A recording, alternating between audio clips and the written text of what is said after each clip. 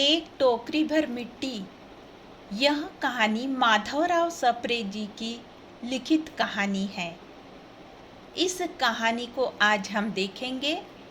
महत्वपूर्ण बिंदु, समीक्षा और सारांश तथा कहानी का पठन और कहानी का आशय भी आज हम जानेंगे।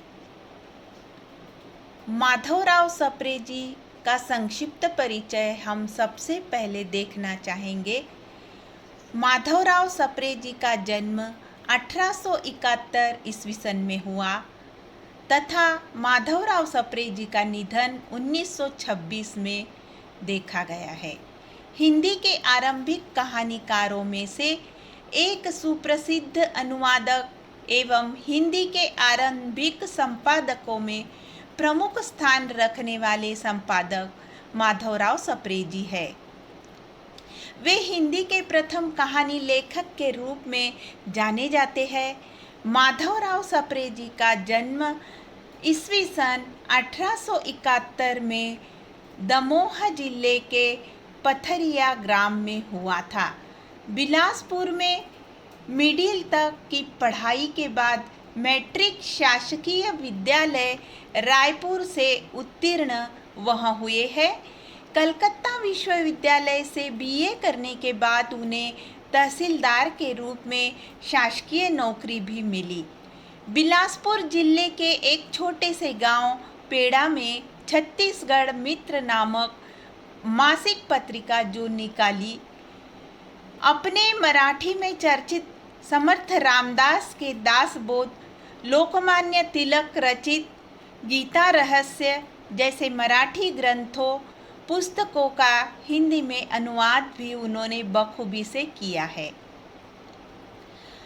यह जो कहानी है, एक टोकरी भर मिट्टी, को हिंदी की पहली कहानी होने का श्रेय प्राप्त हुआ है। 1924 में हिंदी साहित्य सम्मेलन के देहरादून अधिवेशन में माधवराव सप्रे जी सभापति भी रहे थे। अब हम एक टोकरी भर मिट्टी कहानी का कथासार देखेंगे। एक टोकरी भर मिट्टी हिंदी की पहली कहानी सिद्ध हुई है। इस कहानी में एक विधवा स्त्री के माध्यम से जमींदारों द्वारा गरीब जनता पर होने वाले अन्याय को भी दर्शाया गया है।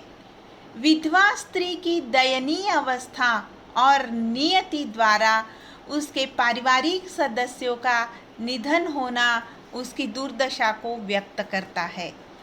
जमींदार के द्वारा जबरदस्ती उसके झोपड़ी पर कब्जा करना और झोपड़ी की एक टोकरी भर मिट्टी का उसके द्वारा न उठना उसके अपराधी भाव को दर्शाता है। अंततः इसी अपराध भाव का एहसास कर कृतकर्म का पश्चाताप करते हुए जमींदार का विधवा से माफ़ी मांगना कहानी को आदर्शात्मक स्तर पर उठाता है। यह कहानी हिंदी की पहली कहानी होकर भी प्रभाव की दृष्टि से मौलिक दिखाई देती है। अब हम यहाँ एक टोकरी भर मिट्टी माधवराव सप्रे जी की कहानी को देखेंगे। किसी श्रीमान जमींदार के महल के पास एक गरीब अनाथ विधवा की झोपड़ी थी और जमींदार साहब को अपने महल का हाथा उस झोपड़ी तक बढ़ाने की इच्छा हुई। विधवा से बहुतेरा कहा कि अपनी झोपड़ी हटा ले, पर वह तो कई जमाने से वहीं बसी थी। उसका प्रिय पति और इकलौता पुत्र भी उसी झोपड़ी में मर गया था। पतहू का अर्थ है उसकी पोती भी एक 5 बरस की कन्या को छोड़कर चल बसी थी। अब वहीं उसकी पोती इस वृद्ध काल में एकमात्र उस बुढ़िया की आधार थी। जब उसे अपनी पूर्व स्थिति की याद आ जाती है तो मारे दुख के फूट फूट कर वह रोने लगती है। और जब से उसने श्रीमान पड़ोसी की इच्छा का हाल सुना, तब से वह मृतप्राय हो गई थी। उस झोपड़ी में उसका मन इतना लग गया था कि बिना मरे वहाँ से वह निकलना नहीं चाहती थी। श्रीमान के सब प्रयत्न निष्फल हुए। तब वे अपनी जमींदारी चाल चलने लगी। बाल की खाल निकालने वाले वकीलों की थैली गरम कर उन्होंने अदालत में झोपड़ी पर अपना कब्जा कर लिया और विधवा को वहाँ से निकाल दिया। बेचारी अनाथ तो थी ही, पास पड़ोस में कहाँ जाकर रहने लगी।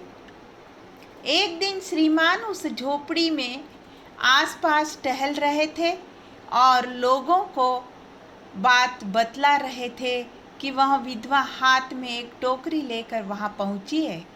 श्रीमान ने उसको देखते ही अपने नौकरों से कहा कि उसे यहाँ से हटा दो, पर वह गिड़गिड़ाकर बोली, महाराज, अब तो यह झोपड़ी तुम्हारी ही हो गई है, मैं कैसे लेने नहीं आई हूँ।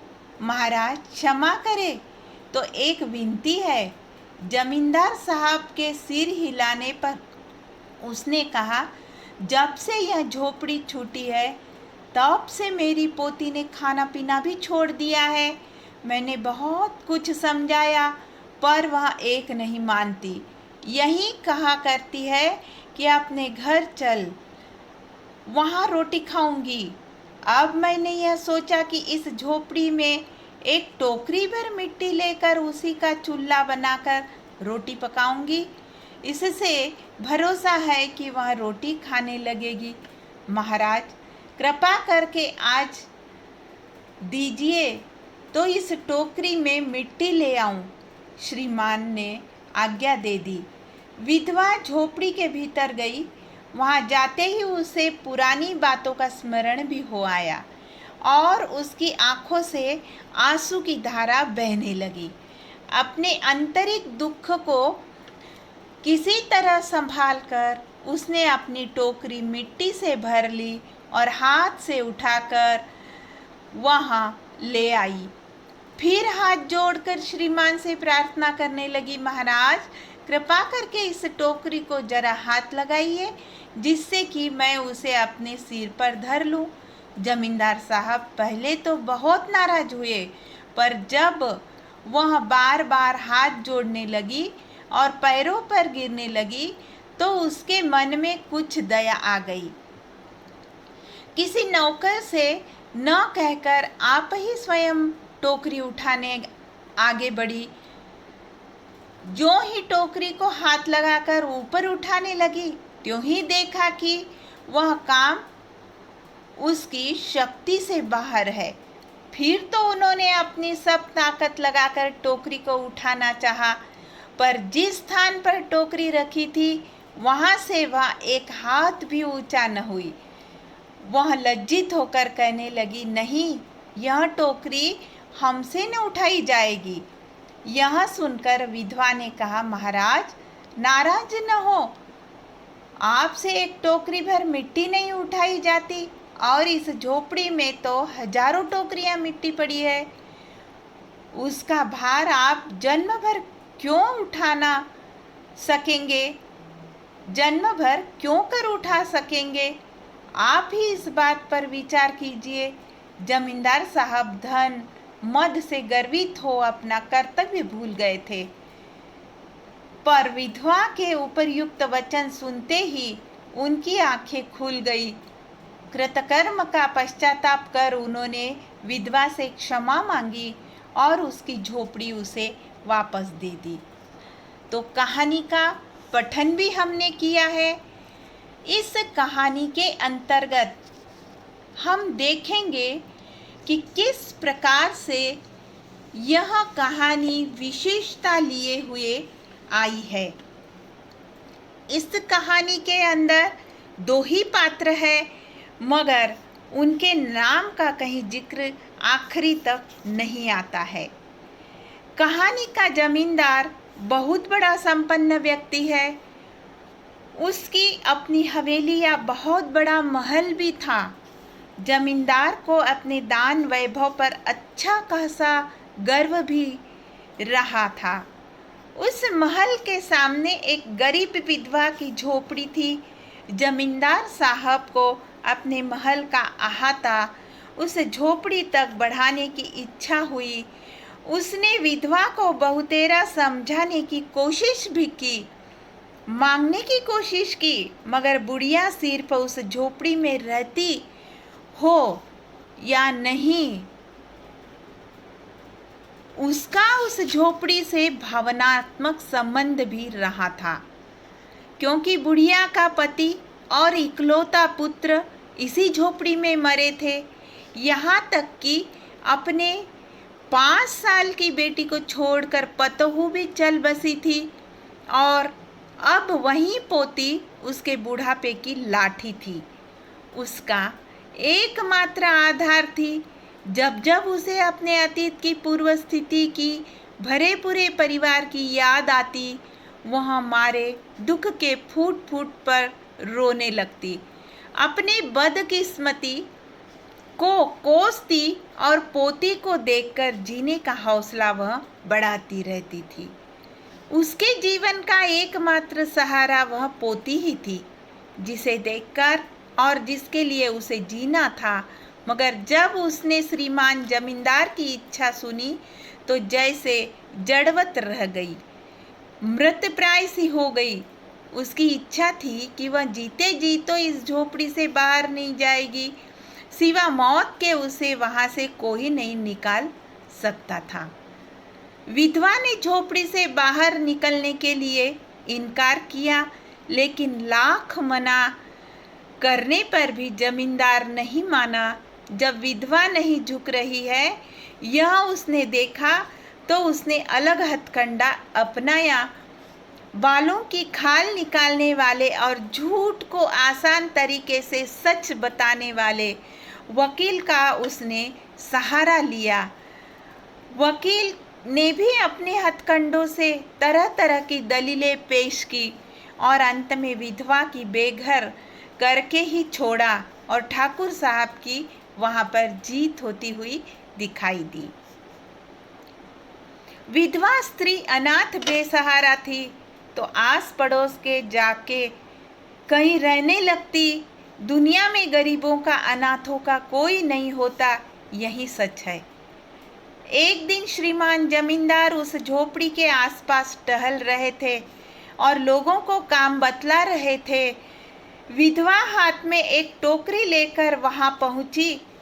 उसे वहां पाकर जमींदार ने अपने नौकर से उसे वहां से निकालने को कहा। नौकरों ने उसे निकालना चाहा तो वह गिड़गिड़ाकर मिन्नतें करने लगी कि जमींदार साहब, मैं यहाँ अपनी झोपड़ी वापस लेने नहीं आई हूँ, वह तो तुम्हारी ही हो चुकी है, मुझे वह वापस नहीं चाहिए। मगर जब से झोपड़ी छूटी है तब से मेरे पोती ने खाना पीना भी छोड़ दिया है। मैंने उसे बहुत समझाया मगर वह नहीं मानी, कहने लगी अपने घर चल। मगर मैंने उसे यह समझाया कि हम उस झोपड़ी में फिर से नहीं जा सकते, तो उस बेटी को समझाने के लिए, उसे खाना देने के लिए मैं इस झोपड़ी से एक टोकरी भर मिट्टी लेकर उसका चूल्हा बनाकर रोटी बनाऊंगी। मुझे भरोसा है कि वह उस चूल्हे की रोटी खाना पसंद करेगी। इसलिए महाराज, कृपा करके मुझे टोकरी भर मिट्टी ले जाने की अनुमति दे दीजिए। जमींदार साहब ने विधवा को टोकरी भर मिट्टी ले जाने की अनुमति तो दे दी। विधवा झोपड़ी के भीतर गई, पर वहां जाते ही उसे पुरानी बातों का स्मरण हुआ। उसकी आंखों से आंसू बहने लगे। खोया हुआ पति, बेटा, बहू, इनकी यादों में वह सराबोर हो गई। वहीं उसे रोना आ गया, मगर फिर दिल को जो कड़ा करके उसने अपनी टोकरी में मिट्टी भरी। टोकरी हाथ में लेके बाहर आ गई और फिर जमींदार से प्रार्थना करने लगी कि वह थोड़ा सा हाथ लगाए ताकि वह टोकरी सर पर उठा सके। पहले तो विधवा के इस बात पर जमींदार को बहुत गुस्सा आया, मगर जब विधवा बार बार हाथ जोड़ने लगी और पैरों पड़ने लगी तो तरस खाकर जमींदार खुद आगे बढ़े और टोकरी को हाथ लगाया। मगर टोकरी जमींदार जो हाथ लगाते ही जगह से उठी नहीं। जमींदार साहब ने बहुत कोशिश की मगर वह मिट्टी के टोकरी को नहीं उठा सके। जमींदार साहब ने कितनी बार ताकत लगा लगा कर उस टोकरी को उठाना चाहा, पर जिस स्थान पर वह टोकरी रखी थी वहां से वह एक हाथ भी ऊंची न हुई। कई बार कोशिश करने पर भी जब वह टोकरी उठाने में असमर्थ रहे तो उन्होंने लज्जित होकर विधवा से कहा, नहीं, यह टोकरी हमसे न उठाई जाएगी। तो यह बात सुनकर विधवा ने कहा, महाराज नाराज ना हो, आपसे एक टोकरी भर मिट्टी नहीं उठाई जाती और इस झोपड़े में तो हजारों टोकरियां मिट्टी पड़ी है। इसका भार आप जन्म भर क्यों करके उठा सकोगे। आप थोड़ा इस बात पर विचार कीजिए, क्योंकि यह मेरे झोपड़ी की ही नहीं, मेरे अरमानों की, मेरे अपनों के खाक की मिट्टी है। जमींदार साहब अपने धन धान पैसों से गर्वित थे। मैं पैसे के बल पर जो चाहे वह हासिल कर सकता हूँ, इसका उन्हें अहंकार था। मगर विधवा के इन वचनों से उनका अहंकार चूर चूर हो गया था। अपने बुरे कर्मों का विधवा को बेघर करने का उन्हें पछतावा होने लगा और उन्होंने विधवा की उसकी झोपड़ी वापस दे दी। कहानी का अंत सुखद है और इस एक टोकरी भर मिट्टी कहानी के अंतर्गत अंत में मानवता की जीत दिखाई देती है। मगर वहीं जैसे कि अनेक कथाओं में दिखाई देता है, न्याय को खरीदा जाता है, वकील भ्रष्ट होते हैं, तरह तरह के हथकंडे अपनाकर न्याय अपनी तरफ करवा लेते हैं। यहाँ न्याय दिया नहीं जाता, खरीदा जाता है। जमींदार भी विधवा की झोपड़ी न देने की बात सुनकर क्रोधित तो होते हैं, मगर जब वह यह देखते हैं कि एक टोकरी भर मिट्टी उठाई नहीं जा रही है, यह टोकरी का बोझ है या किसी के कुचले हुए अरमानों का, यह टोकरी भर मिट्टी है या मैंने किसी का आशियाना उजाड़ दिया है, इसीलिए वह भी आखिर लज्जित होते हैं और विधवा को उसकी झोपड़ी वापस लौटा देते हैं। कहानी का केंद्रीय तत्व आदर्शवादी है, सामाजिकता का ख्याल रखा गया है और इस कहानी को जब पाठकगण पढ़ते हैं तो पाठक बहुत संतुष्ट होते हुए दिखाई देते हैं। ऐसा ही होना चाहिए, ऐसी ही हर व्यक्ति के मन में भावना होती रहती है। तो इस एक टोकरी भर मिट्टी कहानी के अंतर्गत मानवता के जीत किस प्रकार से हुई ये आज हमने देखा है और कहानी के आशय को देखते हुए यह अत्यंत संक्षिप्त रूप में देखी गई यह कहानी है। भले ही यह छोटी कथा भी कभी कभी बहुत असरदार होती है, क्योंकि कहा है इससे ज़्यादा यह जरूरी है कि इसमें क्या कहा गया है। एक जमींदार और एक विधवा के जीवन में घटित होने वाली यह कहानी है। कहानी में पात्रों की तो भरमार नहीं है, घटनाओं की तादाद भी नहीं है, मगर कहानी का अंत बहुत असरदार है। किसी श्रीमान जमींदार के महल के पास एक विधवा की झोपड़ी और विधवा होने के साथ साथ वह अनाथ भी रही है। जमींदार साहब को उस झोपड़ी को हथियाने की इच्छा क्यों हुई? क्योंकि वह अपने महल का अहात महल का हिस्सा बढ़ाना चाहते थे।